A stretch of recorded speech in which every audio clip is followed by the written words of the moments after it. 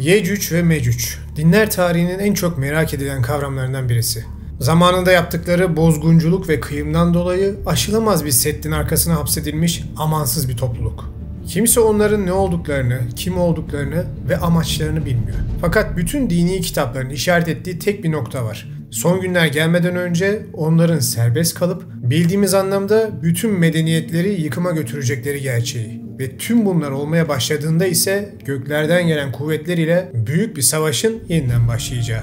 Peki Yecüc ve Mecüc ve onları hapsetme kudretine sahip Zulkarneyn'in hikayesinin arkasında ne gibi gerçekler yatıyor? Tüm bu anlatılanlar sadece birer hayal ürünü mü? Yoksa antik mitler bize ciddi bir uyarıda mı bulunuyorlar? Gelin zamanda adım adım geriye gidip gerçekleri birlikte bulalım.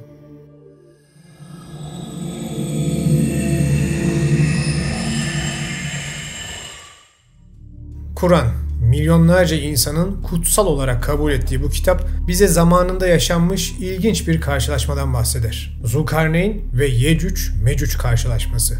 Kitapta Zulkarneyn döneminin en güçlü ve kudretli kralı olarak karşımıza çıkar ve bize yaptığı geziler anlatılır. Hikayelerde Zulkarneyn batıya doğru gitmiş ve güneşin battığı yere kadar ulaştığında onu karanlık bir balçığa batar halde bulmuştur. Sembolizme göre bu güneşin battığı batı medeniyetlerini bizi tarif ediyor. Bu noktanın hemen yanında ise zulme uğramış bir kavim Zulkarneyn'den yardım isterler. Ey Zulkarneyn, Yecüc ve Mecüc yeryüzünde bozgunculuk yapıyorlar. Sana bir ücret versek bizim için onlarla aramıza bir set inşa eder misin? Zulkarneyn şöyle dedi. Rabbimin bana verdiği nimet daha hayırlıdır. Siz bana kuvvetle yardım edin. Ben de sizinle onlar arasına sağlam bir engel inşa edeyim. Yecüc ile Mecüc'ü iki dağın arasına yaptığı metal set ile hapseden Zulkarneyn, işi bittiğinde yardım ettiği kavme dönerek kıyamet günü hakkında onlara bilgi verip uyarılar yaparak tam tersi istikamet olan doğuya, güneşin doğduğu diyarlara doğru yoluna devam eder. Yine kitapta Yecüc ve Mecüc, Enbiya suresinde geçen anlatıma göre gelecekte bir gün, ki bu çoğu zaman kıyametten hemen önceki dönemi anlatır, bu seddin Allah'ın izniyle yıkılacağını ve Yecüc ile Mecüc'ün akın akın dünyaya yayılacağından bahseder. Temelde Kur'an'daki anlatım bu kadar. Ama tabi hadis yazarları İsrailiyat kaynaklarından aldıkları bilgiler ile hikayeyi kafalarına göre biraz daha değiştirip nihayetinde bazı tefsir ve kaynaklarda anlatımı diğer alakalı gibi gözüken sureleriyle birleştirerek şu şekilde detaylandırmışlar. Kıyamet anı yaklaşırken Yecüc ve Mecüc bizzat Allah'ın emriyle seddin yıkılmasının ardından dünyaya yayılarak kafirleri kıskıvrak yakalarlar ve Allah'ın gazabını bu insanlara tattırırlar. Buradaki ilginçlik şu: madem Yecüc ve Mecüc diye bahsedilen kavim Allah'ın kontrolünde olan bir kavim, neden Zulkarneyn onları hapsetme gereği duyuyor? Hikayeye diğer din kitapları ile devam edelim. İncil ve Tevrat'ta Yecüc ve Mecüc karşımıza Gog ve Magog olarak çıkarlar. Yeni Ahit'in vahiy kitabında Gog ve Magog bize şöyle anlatılır. 1000 yıllık krallığın sonunda şeytanın serbest bırakılacağı ve dünyanın dört bir yanından Gog ve Magog adı verilen uluslar toplanıp kutsal şehri kuşatacak. Bu kuşatma Tanrı'nın ateş göndererek şeytanı, Gog ve Magog'u ve onların takipçilerini yok etmesiyle sona erer. Vahiydeki bu anlatı nihai zaferin Tanrı'nın olacağını ve kötülüğün sonunda iyilik tarafından yenilgiye uğratılacağını simgeler. 1000 yıl tamam olunca şeytan hapsinden serbest bırakılacak. Dünyanın dört köşesindeki ulusları Gog'u ve Magog'u aldatmak için kandıracak. Onları savaşa hazırlayacak. Onların sayısı deniz kumu kadar çok olacaktır. Yeryüzünü istila edecek, kutsalların kentini ve ordularını kuşatacaklar. Gökten ateş yağacak ve onları yok edecek. Burada Yecüc ve Mecüc yani Gog ve Magog karşımıza bir kavim ya da tek bir şeytani varlık olarak değil, tam tersi şeytanın kandırıp kötü yolda onlar için savaşmasını sağlayacak uluslar olarak çıkar. Hatta yine İncil'deki Ezekiel kitabının 39. bölümünde Peygamber Ezekiel, Magog'un ulusunun lideri Gog'un bizzat İsrail'e yönelik büyük bir saldırıda bulunacağını kehanet eder. İncil'i ve Tevrat'ı birleştirdiğimizde ise özellikle Ezekiel kitabının 38. ve 39. bölümlerinde bu anlatıyı daha detaylı şekilde buluruz. Burada Gog, Magog'un lideri olarak geçer. Kavmi ise Nuh peygamberin oğlu Yafe'nin soyundan gelen bir kavim olarak gösterilir. Ve Yehezkel'e göre Maşak ve Tubal'ın prensi olarak tanımlanır. Gog, İsrail topraklarına büyük bir koalisyon gücüyle saldırmak üzere gönderilen bir figür olarak da betimlenir. Bu bölümler İsrail'e karşı yapılacak olan bu büyük savaşı ve Tanrı'nın Gog ile onun ordularına karşı mücadelesini anlatır. Tanrı'nın Gog ve onun ordusunu yok edeceğini ve böylece kendi halkını koruyacağı vaat edilir. Bu hikaye Tanrı'nın İsrail halkına olan sadakatini ve onları her türlü kötülükten koruyacağını vurgulayan bir mesaj taşır. Rab Yehova şöyle diyor: Ey Gog, Magog topraklarının hükümdarı, Roş, Meşek ve Tübal'ın önderi. İşte ben sana karşıyım, seni geri çevireceğim. Çenene çengeller takıp tüm ordunu atlarıyla, savaşçılarını, hepsini büyük ve küçük kalkanlarla donatılmış, hepsini kılıç kuşanmış olarak sürükleyip getireceğim. Uzun zaman sonra sen çağrılacaksın. Son yıllarda sen, halkım İsrail'in topraklarına saldırmak üzere çağrılacaksın. O halk uzun süre viranede kalmış, hep birlikte güven içinde yaşamaktaydılar.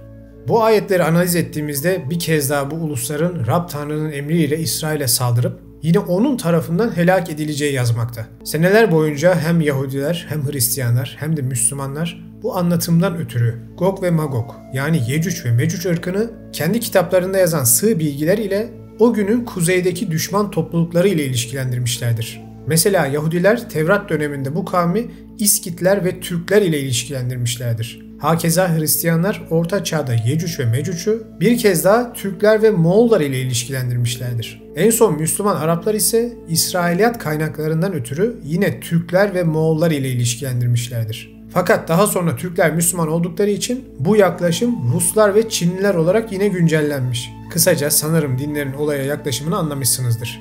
O zamanlar kuzeydeki güçlü düşman kimse Yecüc ve Mecüc onlar olmuş. Çünkü nihayetinde kimse bu ırkın ne olduğunu ya da neye benzediğini bilmiyor ve ortada kuvvetli bir sembolik anlam var. O yüzden günümüzde herhangi bir Müslüman, Hristiyan ya da Yahudiye sorduğunuzda artık size Yecüc ve Mecüc'ü günümüzdeki bir millet olarak anlatmadıklarını görürsünüz. Daha ziyade sembolik olarak kötülüğün yayılacağını ve Tanrı'nın güçleri olan iyiler ile vakti geldiğinde savaşacağını size anlatırlar. Ama bu işlerin değişmesi bir olaya bakar. 2 gün sonra İsrail ile aramız bozulsun, yine pat diye Yecüc Mecüc ilan edilebiliriz. Sonuçta insanları yeri geldiğinde savaşa gazlamak için dini mitleri kullanmak en yaygın yöntem değil mi? Dinlerin dışında tarihi incelediğimizde ise milattan sonra 1. yüzyılda yaşamış tarihçi Josephus'un eserlerinde büyük bir kralın Yecüc ve Mecüc ile savaştığı ve onları tam olarak nereye ve nasıl hapsettiği yazar. Hatta daha sonra İbn-i Haldun da bu bilgileri kendi yazmalarında bizimle paylaşmıştır. İyi de madem her şeyi yazmışlar, kimmiş bu krallar diyenleriniz varsa vereceğim ismi eminim hepiniz duymuşsunuzdur. Büyük İskender. İskender, M.Ö. 336 senesinde başlattığı büyük seferi doğrultusunda doğuya doğru dönemin süper gücü olan Pers İmparatorluğu ile savaşa savaşa yayılmıştır. Ve nihayetinde bu yolculuğun sonunda Anadolu topraklarını, Pers topraklarını, Mısır topraklarını ve Hindistan'ın kuzey bölgelerini bile ele geçirerek Persleri tarih sahnesinden silmiştir. Fakat bu yolculukta bir yer dikkatleri üzerine çeker. Meşhur Darıyal geçitleri. Bu geçitler o zamanlar Asya'dan başlayan İpek yolunu Akdeniz ile buluşturan bir kapı görevi görüyordu ve son derece büyük bir öneme sahipti. İşte tarihçi Josephus tam olarak bu bölgede İskender'in Gog ve Magog ile savaştığını ve onların dünyayı istila etmesini önlediğini yazmıştır. Hatta bölgeye büyük bir duvar inşa ettiğini de söylemiştir. Aslına bakarsanız bu yalan değil. İskender gerçekten bölgeyi ele geçirmiştir. Fakat tarihle abartılı mitolojinin iç içe geçtiği bir durum var. İskender'in o zamanlar bu geçitlerde kimlerle savaştığı tam olarak bilinmiyor. Hatta resmi olarak bir duvar örüp örmediği de bilinmiyor. Evet, geçitlerde bir set mevcut. Bunun kalıntıları bulundu. Hatta metalden yapı kalıntıları da bulundu. Fakat bunu doğrudan İskender'e bağlamak yanlış bir yaklaşım. Çünkü İskender'in yaptığı, kendi yeni kurduğu imparatorluğunun kuzey doğudan gelecek akınlar ile zayıflamasını önlemek ve Asya'yı Akdeniz'e bağlayan bu ticari geçidin kontrolünü ele geçirmek olmuştu. Ayrıca şunu da unutmayın, İskender şanını abartılı dini motifler ile sağlamıştır. Mesela Makedonya'dan yola çıkarken kendini Zeus'un oğlu ilan ederek seferine başlamıştır. Mısır'ı ele geçirdiğinde kendini Amon'un oğlu olarak bir firavun olarak tanıtmıştır. Persleri devirdiğinde ise bu ilahlaştırma yaklaşımını zirveye çıkartmıştır. Adam zeki biri, o devrin insanların zayıf noktasını biliyor ve kendini fanilere yol gösteren büyük bir komutan, bir yarı tanrı kral olarak tanıtıyor. Tabii bu yaklaşımda ondan sonra gelen tarihçileri ve din adamlarını etkilemiş ve milattan sonra 1. yüzyılda Yahudi tarihçi Yosefus'un Tevrat'taki bilgiler ile İskender'i birleştirmesine sebep olmuş. Akabinde de Müslüman tarihçi İbni Haldun bu etkide kalarak Kur'an'da geçen Zulkarneyn ile İskender'i ilişkilendirmiştir. Halbuki ortada ne Yecüc ne Mecüc var. Sadece zeki bir komutanın insanların inancını yönlendirerek kendi şanlı tarihini yazması gerçeği var. Sonrasında da işi abartmak ve boşlukları doldurmak zamanın tarihçilerine ve yazarlarına kalmış. Ya iyi de ateş olmayan yerden duman çıkmaz. İbrahimi dinlerin kitaplarında ısrarla bu olaydan bahsediliyor ve kıyamete yakın günler ile ilişkilendiriliyorsa vardır bir kerameti diyenleriniz için şimdi zamanda büyük bir atlama yapacağız. Çünkü bu Yecüc Mecüc hikayesi dini kitaplarda yerini almadan binlerce sene önce de birileri tarafından anlatılıyordu. Hem de dünyanın her yerinde. Tarihin kadim sayfalarını incelediğimizde karşımıza tıpkı dinlerin bahsettiği gibi iyi ile kötünün ve onun taraflarının büyük savaşları ve mücadelesi çıkar. Bunlardan en eskilerden birisi de Gugalanna ve Magan hikayesidir. Kelime olarak Gog ve Magog'a ne kadar benzediğine dikkat edin. Sümer, Akkad gibi antik Mezopotamya medeniyetlerinde önemli bir yere sahip bu hikayenin temel konusu ise şöyle.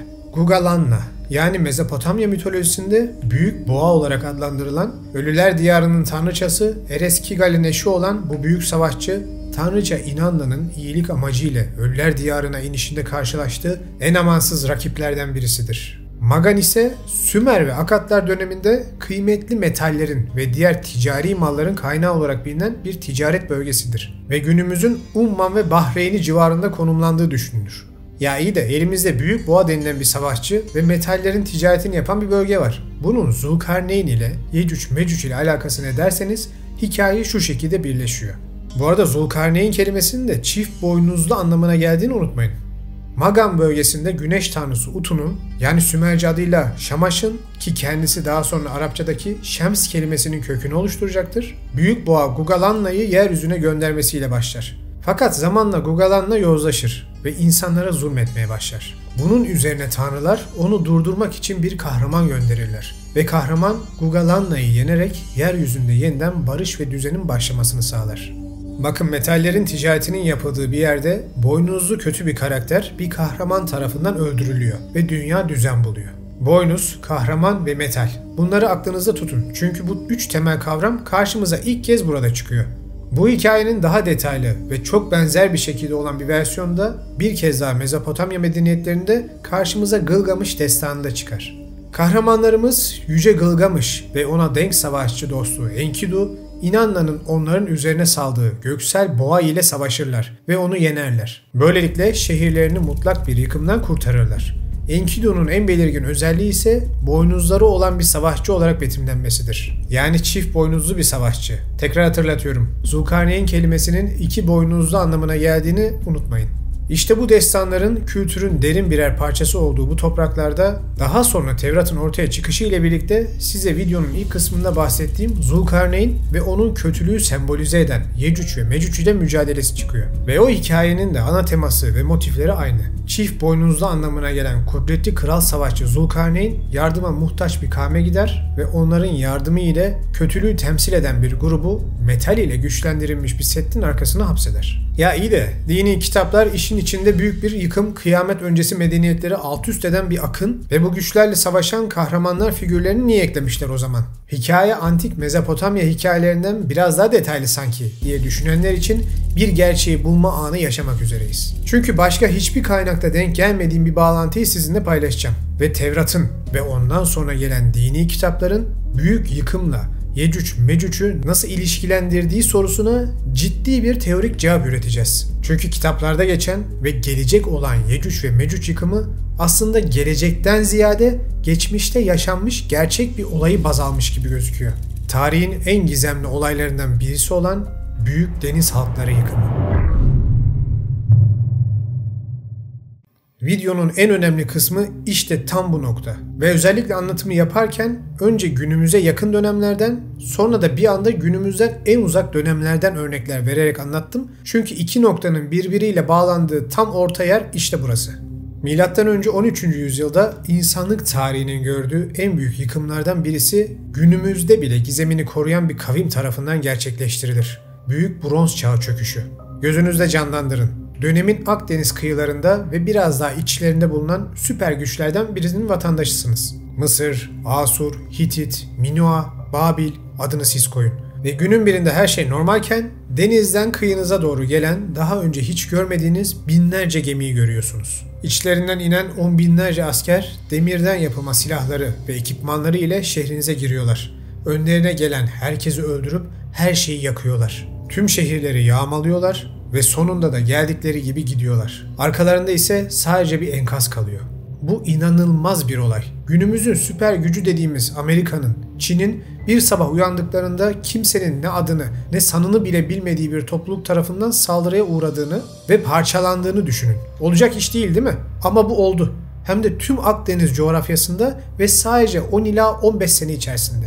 Antik Mısır'ın gücünün zirvesinde olduğu efsanevi Firavun II. Ramses döneminde Akdeniz'de bir sıkıntının zuhur etmeye başladığına dair bilgiler Mısır'a ulaşır. Fakat ciddiyeti anlaşılmaz. Ondan sonra gelen Halefi III. Ramses döneminde ise olanlar olur. Medinet Habu kabartmaları ve yazıtları bize aniden Mısır kıyılarına saldıran bu toplulukla girişilen amansız mücadeleden bahseder. Ve 3. Ramses'in onları geri püskürttüğünü anlatır. Tabii bu söylediğim kadar kolay olmamıştır. Hatta bu olayın açtığı ağır yaraların bir sonucu olarak Mısır'ın erken dönem krallığı takip eden senelerde çökecektir. Üstelik Mısır bu yaralara rağmen o dönemin medeniyetleri arasında en şanslı olanıydı. Çünkü Yunanistan ve Türkiye kıyılarında serpilmiş onlarca dev medeniyet çoktan tuzla buz olmuşlardı bile. Deniz ticaretinin bitmesi, karada ticaret yollarının parçalanması, çöken dev medeniyetler yüzünden asayişin bozulması ve gerçek anlamda yapılan dev katliamlardan ötürü bir zamanların en büyük şehirlerinin yerinde sadece yıkıntılar kalmıştı. Koca Hitit medeniyeti yıkılmış, arşivleri talan edilip yakılmıştı. Kopan bağlar ve aldığı yaralar yüzünden dev antik Babil medeniyeti ciddi şekilde sarsılmıştı. Ege'nin incisi Miken uygarlığı çökmüştü ve daha sayısız şehir devleti yok olup gitmişti. Günümüzde tarihçiler bu yıkımın medeniyet tarihimizin gördüğü en büyük felaket olduğunu söylerler. Öyle ki tüm bu saldırılar bittiğinde ve bu kavim geldikleri gibi gizemli bir şekilde yeniden gittiklerinde insanlığın aldığı yara o kadar derin olmuştur ki tarım ve ticaret durma noktasına geldiği için kıtlık baş göstermiştir. Tahminlere göre 300 senelik bir sanat, bilim, felsefe ilerleyişi kaybolmuş, hatta çoğu yerde inanç sistemleri ve yazılı dil mekanikleri bile parçalanmıştır. İşte bu akıl almaz yıkımdan sonra yaşanan travmadan kaynaklı olarak karşımıza tarihte tek tanrılı İbrahimi dinlerin çıktığını görürüz. Sonuçta eski inancın mensupları ve savunucuları hem büyük oranda yıkılmış hem de insanlar bu felaket karşısında sessiz kalmış tanrılarına karşı inançlarını kaybetmişlerdi. Size hep diyorum, tarihte her şey ama her şey birbiriyle bağlantılıdır. Birinin felaketi bir başkasının fırsatı olur. Bu olay da bunun en güzel örneklerinden birisi ve yaşanan bu yıkım kitaplarda da yerini çok güzel şekilde bence bulmuş. Önceki medeniyetlerden gelen çift boynuz, metal ve kahramanın mücadelesi kavramı gizemli deniz halkı kavminin yarattığı akıl almaz istila ve yıkımla birleşince karşınıza net bir şekilde Zulkarneyn ve Yecüc Mecüc hikayesi çıkıyor değil mi? Bakın bu halkın nereden gelip nereye gittiği belirsiz. Yaptıkları tek şey akıl almaz sayıları ile şehirlere girip tüm kaynakları talan edip arkalarında ölüm ve enkaz bırakmaları ve bunu bütün Akdeniz çevresine ve hatta kıyılardan içerideki yerlere kadar yapıyorlar. Bilmem kaç bin yıl öncesinin insanı buna ne der? Kıyamet bile diyenler olmuştur, emin olun. İşte kitaplar bu olayları almışlar, birbiriyle sentezlemişler ve karşımıza Yecüc Mecüc hikayesi çıkmış. Ve yine aynı kitaplar bizi bu tarz bir saldırının tekrar yaşanacağı konusunda uyarıp olayı ahir zamanlara bağlamışlar. Bunu da anlamak zor değil. Olaya onların gözünden bakın. Zamanının süper gelişmiş ama İbrahimi dinlere göre putperest çok tanrılı sapkın inançları günün birinde aniden gelen gizemli bir güç tarafından parçalanıyor ve yıkılıyor. Buna o devrin insanların bu tarz ilahi bir motif eklemesi sizce çok mu zor? Bence insan doğasının son derece basit bir sonucu.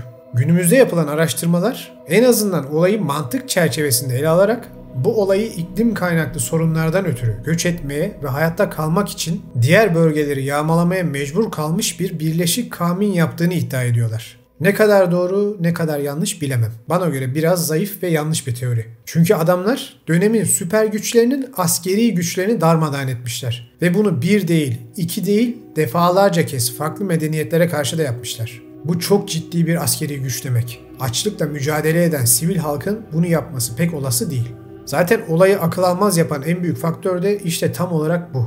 Deniz insanları kimdi? Nereden gelip nereye gittiler? Bunlar halen gizemini koruyor. Fakat en azından benim yaptığım analize göre bu olaylar zinciri bizim günümüz dinlerinde yer etmiş Yecüc Mecüc, Gog ve Magog olaylarının şekillendirilmesine sebep olduğu şeklinde. Bu tabii benim kişisel analizimin bir çıkarımı.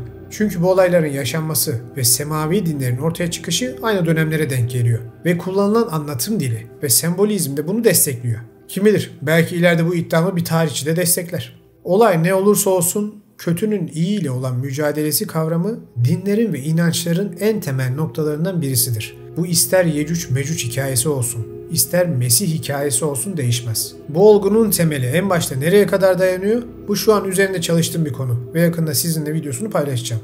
Günün birinde de umarım bu deniz insanları kavmi ile ilgili daha detaylı bilgiler buluruz. Çünkü eğer bu kişiler gerçekten iklimsel bir felaketten kaçan ve sadece hayatta kalmak için bu çılgınlığı yapan insanlarsa o zaman dünyanın gizemli yerlerinde Yecüc Mecüc aramaya gerek yok demektir. Çünkü her zamanki gibi insanlığın karşısındaki en büyük tehlikenin bir kez daha bizzat kendimiz olduğu ortaya çıkar. Üstelik tam da yeni bir iklim krizi insanlığı vurmak üzereyken. Videoyu izlediğiniz için hepinize teşekkür ederim. İçeriği beğendiyseniz ve konuyla alakalı başka videoların gelmesini isterseniz Gerçeği Bul'u takip ederek, videoları beğenip yorum yaparak kanalı büyütmeme destek verebilirsiniz. Her videoda bunları deyip sizi sıkıyorum ama YouTube bu şekilde çalışıyor ne yazık ki. Verdiğiniz destek için hepinize teşekkür ederim. Bir sonraki videoda görüşmek üzere, kendinize iyi bakın.